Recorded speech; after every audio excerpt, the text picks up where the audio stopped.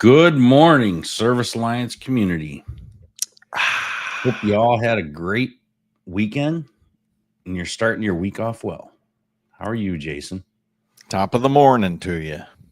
Got me a nice cup of Joe going on here. Yep, got mine right here as always. You know yours, me.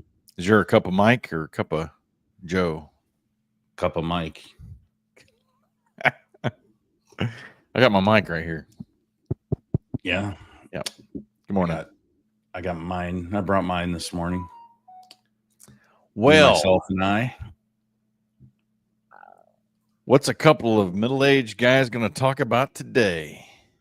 Today we're talking about the silent killers of profit during the busy season. The silent killers. Yeah. Silent killers. There's a lot of them. Well, that's what Beano is for. For those silent killers, Beano. Nicely put. Oh boy, yeah.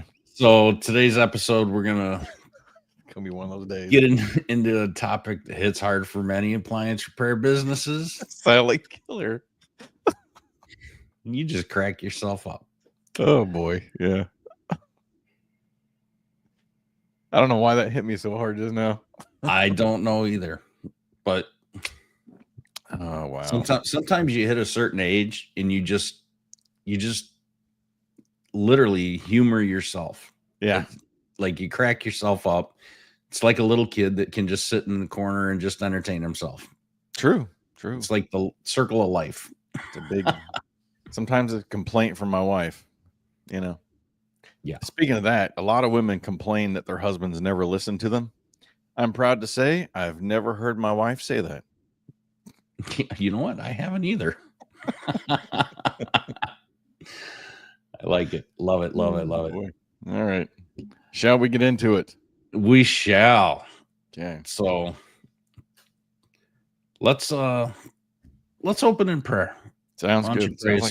I think we need it. So oh, Father God, thank you for the businesses you've entrusted us with and for the opportunities you bring during the busy seasons and the slow seasons.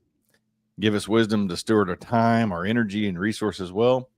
Help us to lead with integrity, to be able to serve our teams and customers with excellence and prepare not just for today's work, but for the future that you're guiding us towards. And above all else, let people see your love through our actions.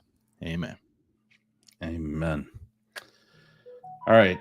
Today's verse, I'm going to pick one that's a good one that would relate to what we should all be doing. Mm-hmm. Proverbs 21:20. The wise store up choice food and olive oil, but fools gulp theirs down. True. It's a reminder to save and steward resources during the seasons of abundance. The Bible speaks about this all over the place. You know, don't be wasteful when you're when things are good, right? Yeah. Store up for those times of famine. Yep. You know, it sucks, but that's what we got to do. I mean, we are in an industry that's literally feast or famine, but it doesn't have to be that way. Mm-hmm. You know, it could literally be an industry of abundance all the time if you level it out and work it right. Yeah. So let's get into this sucker. Yeah. The silent killers of profit. So the first one we're going to talk about is spinning like the boom will never end. I'm guilty of this one for sure. And I think everybody will agree that at some point in our life, we have just overspent because the money's coming in. We got that fatted calf we're ready to sacrifice. And then all of a sudden the slow season hits and we're like, oop, there goes our savings account. Oop, there goes my retirement plan. Oop, there goes, I got to sell this now just to make payroll. Anybody else ever been there? Yep. Yeah. Good morning, Eddie. Lots of people that have been there. Got Eddie tuning in. Yeah. Morning, Eddie. having a financial plan is a must, to a budget to stick by in the busy seasons and in the slow seasons. I'm getting side-eyed viewed here. Always cool to see deer in my yard, and my office is facing. I've got a wall of windows in my office, and there's a deer just walking across now. It's like, I don't usually see you guys out this early, so Nice. squirrel, nope, deer. Oh dear, That's a big one too. Yeah. Anyway, where's my crossbow? yeah, right. No, I get the overspending thing. I've been there too.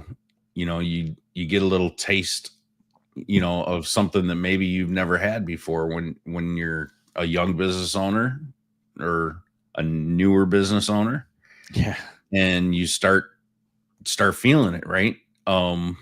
Things were really, really good during COVID for the industry, and everybody was making money, and then it went away, and everyone expected it to stay. And they're like, what happened? What's going on? Why am I slow? You're not slow. Things normalized. So, maybe you started your business during COVID, and which was a great time to start a business and kick you off. But if you had never experienced what it was like before COVID, owning a business and running that same business, then you would not understand, what you needed to do, or project that out. So definitely, you gotta look at forecasts and figure out a financial plan and plan. That's planning. Plan for sure. My next one is lifestyle creep. That overspending causes us to create a specific lifestyle that we don't want to leave behind. Yeah. I've been there. You get into that. Hey, I've got this extra car, that extra car. We went through it just recently, and after the kids all moved out, it's like, we don't need this van anymore. We hardly ever take trips in it. And when we do, it's just usually a couple of us, maybe three at the most. So the car works just fine for this. It's better on gas too. So I've got my truck and my motorcycle. Shayna's got her car and her motorcycle. That's all we need. So yeah, you got to look at the extra stuff that you really, really don't need. Is it serving you, or is it just costing you? Having that extra van to run to vendor shows and to run to this, we don't need it. Truck just does fine. It can haul everything I need. We don't need a truck and a van. That's a good.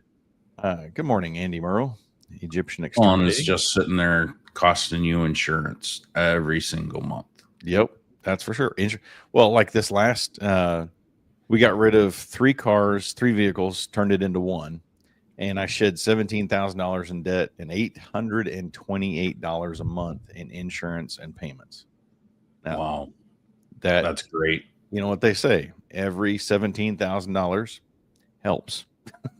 Yeah, absolutely. So what do you got sitting around that's just costing you money, and it's taking away from your future, right? Your that time when things may slow down and you need that extra funds, right? Now, guys, don't start looking around at your wife and kids thinking that that's what he means. Yeah. That is not what he's talking about. Wow. Yeah, I wasn't going there. I know. You got to say it, because there are some people out there that look at their kids and think that, they're just sitting around costing me money. My kids still cost me money, and they're not even living with me. They're all both married. So yeah, they never stop costing you money. Yeah. So, all right. Another thing that you don't do is you don't set aside for the slow season. Mm-hmm. Just like we started out in that verse, you have to set aside funds for the slow season to get you through the slow season, so you can account for it. so you can, during the slow season, maybe ramp up your marketing a little bit more, ramp up your Google ads a little bit more to sustain you through that slow season, so that it kind of levels everything off. Yeah. That's one thing we need to talk about someday. Google ads versus Facebook ads. Yeah, I'll write that one down. That'd make a good topic. It would. We can definitely do it. Yeah. So create some seasonal reserves. You should create a separate account. If you're following like the profit first model, you could create different accounts for different things. And you should have a reserve account separate, maybe for seasonal slowdown time that you can pull from or reallocate funds to. A lot of times, if your bank allows you to set up multiple reserve accounts, most traditional banks don't allow it, but like we use Novo, and Novo allows us to set up all these different buckets, and it automatically allocates a certain percentage of every dollar that comes into the bank into those reserves. Yeah. And we don't touch that money. You know, it's literally saved and it's earmarked for other things, earning interest. And I hate to say it, but the old school CDs, even if it may be 2, 3, 4% for 6 months, that's money during your busy season you could throw in there and earn a little percentage. Then when the slow season comes, you've earned a little bit on it, but definitely something to think about. Yeah.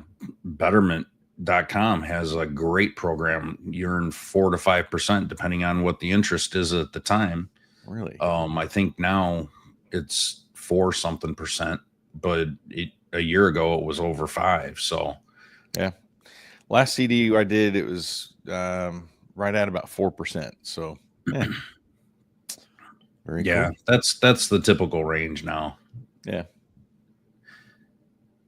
Very cool. So check that one out. Another thing is set a budget based on your slowest month. Look at your historical slowest months, and that's what you need to budget for. Everything else is going to be a bonus. But if you can't run during those lean times, you're not going to be able to run, a profitable business. So base everything on your slowest months. If for some reason in the future you never make it there, you know what? Bonus. That's the way it should be, right? But if you plan for the worst, hope for the best, you're going to be safe. And allocate profits weekly to future payroll and expenses. Take just a piece of that profit, put it away. That way you're never late on payroll. You've always got, your buffer, because you always have to pay taxes. You're going to have to pay payroll, and you're going to have to pay all those other expenses and maybe even some emergency funds that you're not expecting. Oh, we got a long list of good ones today. We do. I think everybody knows this one is just being priced wrong, or not pricing for the chaos, right? So undercharging during those peak demand seasons. Now, I will say there are often times that you shouldn't be charging. This one I got to be careful with. So I'll just preface this. So we had a huge storm in our area back in 2009 called the May 8th storm. Everybody remembers it from this area. We had derecho come through. They call it an inland hurricane. Anyway, we had been using flat rate pricing for, at this point, 5 years. So our prices were standard, were set. And when this storm came through, I ended up having to go to 3 different states to buy up meter services and electrical panels and things, because we had this huge inrush. Like in a week and a half, we replaced 92 meter services. It was crazy. Wow. And we were around, I don't know, at that time, $1,800 to replace a meter service, full blown meter service. Well, I took our prices and just made them standard $1,500 a pop, because we were going in, getting it done quick, and then I was coming back. Well, we had a couple of people out of 92. We had 2 people complain about the pricing, and 2 of them turned us into the state's attorney. And I remember showing the state's attorney our pricing, flat rate pricing that we had been using, upfront pricing for 5 years, and how we actually lowered our prices to help the community surrounding us and give a little bit of a break. And he immediately threw out those cases like, yep, you've proven beyond a doubt. So pricing for chaos, and sometimes there's, all right, we got to give a little bit back, right? That was the best month we ever had in the history. I mean, even to date, when after we closed down in 23, it was still the best month we ever had, because it wasn't just that. And this is where a lot of that follow-up comes from the chaos, is we got the meter service done. We went back after the power was restored, and I did a full inspection on the rest of the electrical system. We ended up selling a bunch of electrical panels off of that, surge protection off that, did some generators off of that. So it wasn't just the, hey, I'm going to help you out this one time. We got the follow-up work to it. So that's how we had the best month ever. So price for chaos, or not pricing for chaos, it's pricing accordingly to make sure that you're going to last. And sometimes you got to help out and give back too. My perspective. But, yeah, most people would take it the other way and take advantage of that chaos. Oh, and jack up the prices, and do all the price gouging and stuff. So yeah, I definitely like the way you advise to do that. So we was able to make it up and then some on the back end. So, but other aspects of that pricing for the chaos, you got to make sure you're budgeting. Your guys are not always going to be working an 8-hour shift and then they're done. Sometimes they're in an emergency situation, or they got to get called out on the weekend, and you're paying them overtime, right? Your fuel for your vehicles. There's just so much, so there's a lot to take into account whenever you're budgeting. Make sure you're going to survive the slow months and the busy months. Right. And keeping the same rates as off season, right? So, I mean, it's a seasonal industry. Let's face it. You have your couple of slow times a year, then you have your busy times in between. Yeah. We hit on this one a week or two ago about, keeping the same rates as off season. That could be like a big headache and be chaotic. And if you're slow and you're not getting calls, I've had a couple of calls, demos, and consultations with some companies the last couple of weeks. One of them's just like, man, I'm not getting calls in right now. I'm taking maybe a couple calls a week, and it's hurting. It's like, so are you charging a fee to go out? Yeah. What's your fee? X amount was the fee. Have you thought about waiving that just to get in front of them and then show them the value that you bring? Maybe that'll help. If you're not getting the calls, sometimes you got to lower your fee or waive your fee to get out there, and then show them the value of what I do. That's a really fine line though, because for a long time I preached, never waive your fee. But then the slow time came for me, and guess what I was doing? Waiving the fee. So you have to, it's the exception, not the rule. Yeah, you have to use judgment in that, right? If you get somebody that's just price shopping on the phone and it's like, yeah, let me come out for free, are you just wasting your time at that point? You really got to use judgment with that. Yeah. So, I mean, you can look at it as, all right, do you raise your rates during high demand months or peak days? No, you need to have your pricing set, and you need to adjust it in a justifiable way. All right. By knowing your numbers, make sure that you've got a tiered pricing strategy. We talked about all this stuff over the past 2 weeks.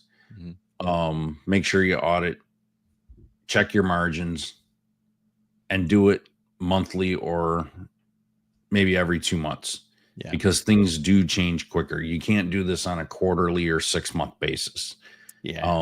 Especially annually. If you're doing it annually, you're really screwing yourself. Yep. Yeah. I was about every 6 months checking our pricing, and then COVID hit, and it was like, I got to check this. Literally, got to do this every couple of days. Exactly. Yeah. I tell you another price killer profit killer is going to be just winging it with your scheduling. If you're not using some kind of scheduling platform and you're just like, pen and paper, I'll get to you when I get to you. Whew.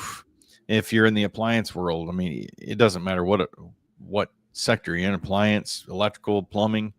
If you're using not mapping things and you're just, I mean, the inefficient routes can just kill your productivity. Many of you guys know this. And mapping, when we talk, with you all from my office help, mapping is very important. Being able to see a map, being able to zone, I've got technicians going into this area this day, and that's when I want to schedule.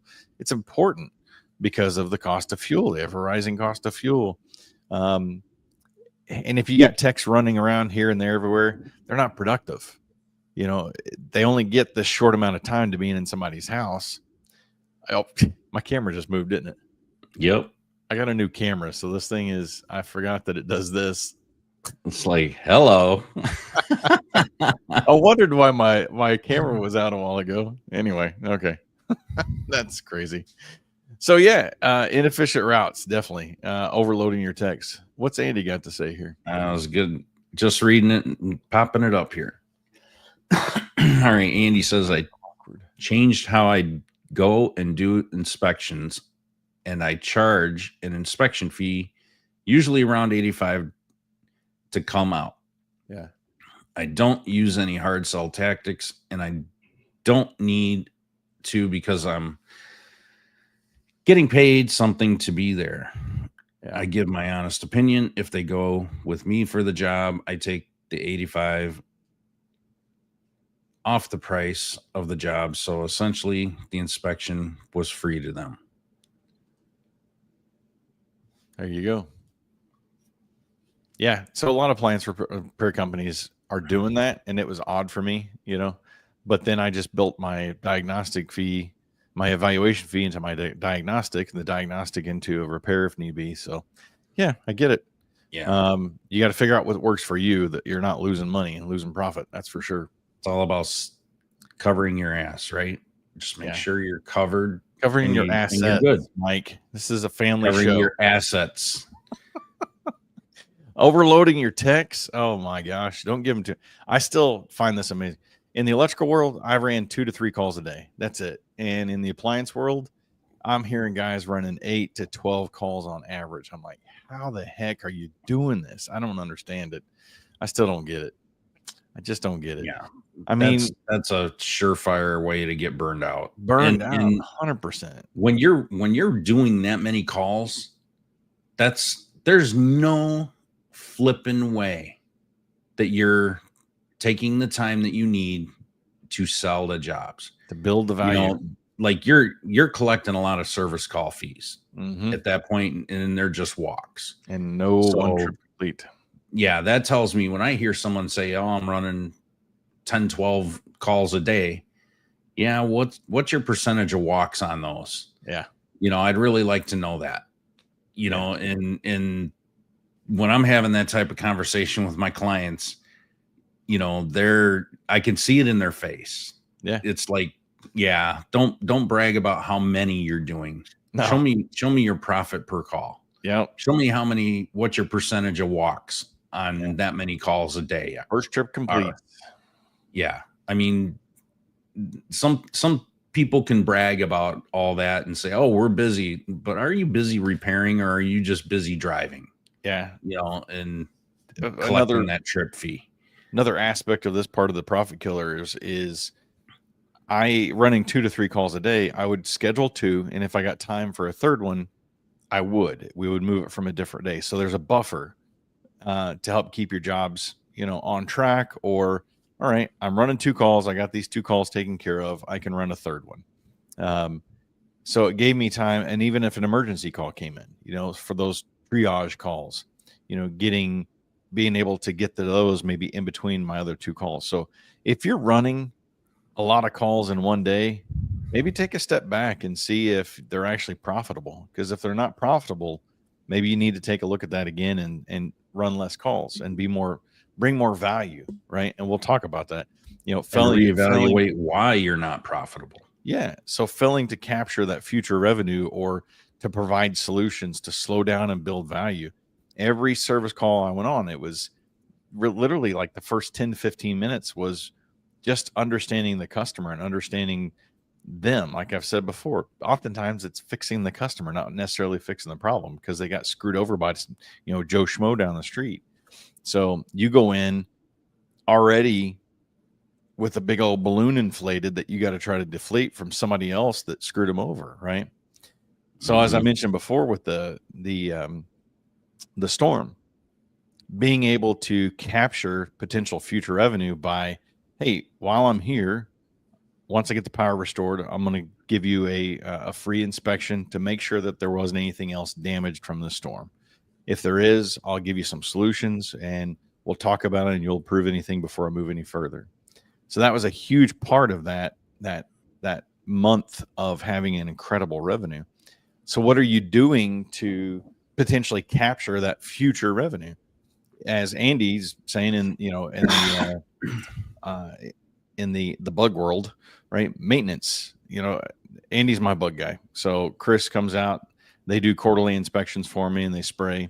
And if I got any issues in between, they come back and it's part of my maintenance plan with them. As an electrician, home protection plans is what I call them, maintenance agreements. Appliance repair companies are starting to do more and more service agreements. So what are you doing to be able to get back in the door, right? To capture that future revenue. Well, letting one-time customers disappear. Yeah. That's a big thing. What are you doing on the follow-up? I tell you what can help. You should work to not have any one-time customers. Yeah. It's about the lifetime value of that customer. I'll put a plug in here for Mom because my office manager can help with that follow-up, and it's very easy, very affordable. Yeah. You can check out the link right here. Set up a demo with me. Definitely a good thing to do. And it works. It works very well. Database reactivation, all that stuff definitely works.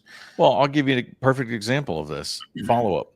We had roughly sent out, we did the home automation playbook just, I don't know, a month ago or so. We sent out 2,700 texts and emails. Out of those, we had about 70 people download the playbook, and about half of those signed up for a demo. And we had 14 of those that actually signed up for my office manager. So was that worth my little bit of time to get that incorporated? Heck yeah. We reactivated, as Mike put it, that database.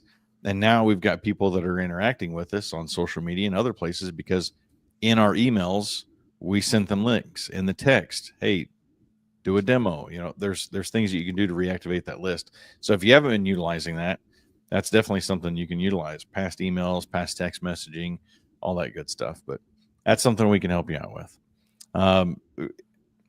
That's a whole nother conversation. I think we can go into marketing wise between me and you, Mike. The bottom line is don't let your customers feel like you forgot about them, right? 100%. Always stay in their face, because if they don't need you, they know someone that needs you. Somebody else. And if you're top of mind when they hear that someone else needs, a dryer fixed, then you're the guy. You're going to be the company that they're going to refer. So make sure you've got all that stuff in place, for your follow-ups. Yeah. Customers feel forgotten when you're too busy to deal with them. Yeah. And nurture those clients. I'm telling you, I've got one guy that we go to church with that we've been talking with for quite a while, and he finally booked a demo. And he's been lagging on the onboarding a little bit. And so I saw him Sunday at church. I'm like, all right, so we ready to get this ball rolling? And sure enough, this week we've got the ball rolling, and a lot of it was just waiting on him. So it's making sure you nurture those clients, right? That one client could be your next several $1,000 job, or it could be that one client could be your next 10 clients. Yeah. The referral, 100%. Right? So 100%. All right. Our last point having no off-season plan while drowning in work. That's the biggest thing. Everybody gets so busy. We're talking about vacation here or what? That we forget to plan for when it's slow. Yeah.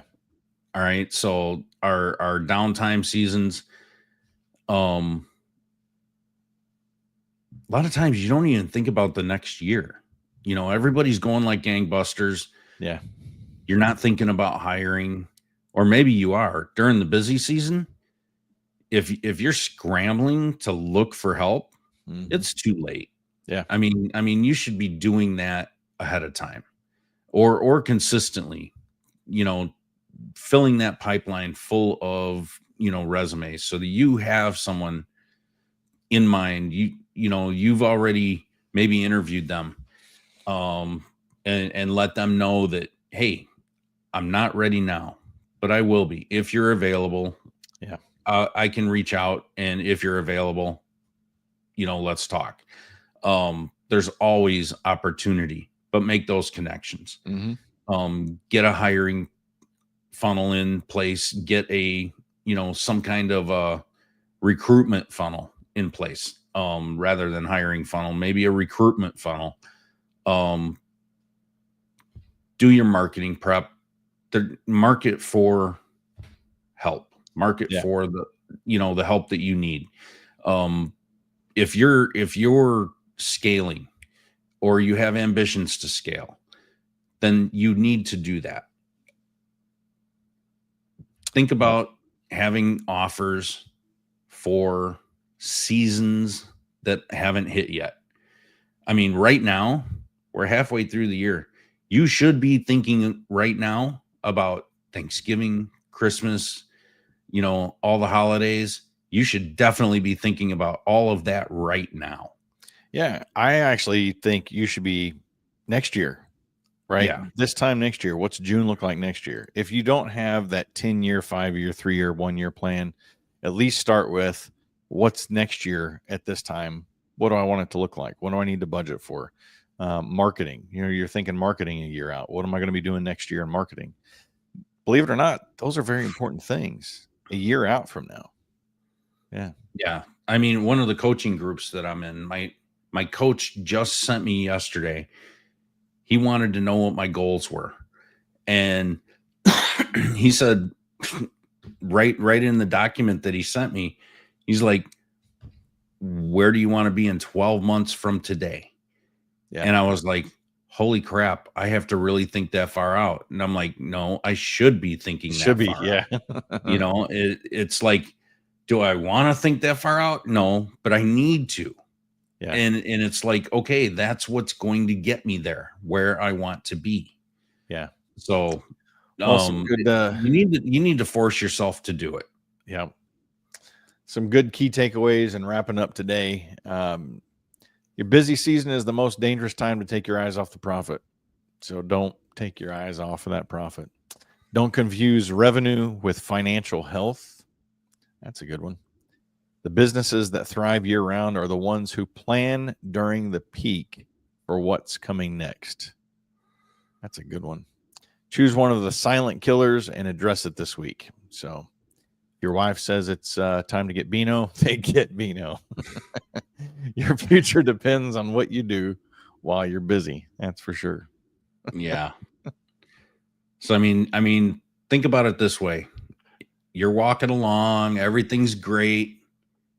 And then you hit a crack in the sidewalk and you start to trip and fall. What's the first thing you do? You put your hands out. Mm-hmm. You know, when you're going down, you're putting your hands out so you can catch yourself. That's what you need to do when you're going into the slow season. Put your hands out so that you can land softly, catch yourself, and not slam into that concrete. Yep.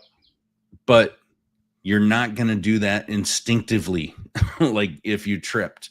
Yeah. You have to work that mind muscle to be able to do it. So, definitely start thinking about the slow seasons. Start planning for them. Don't make mistakes like that, and you'll be better off for it. 100%.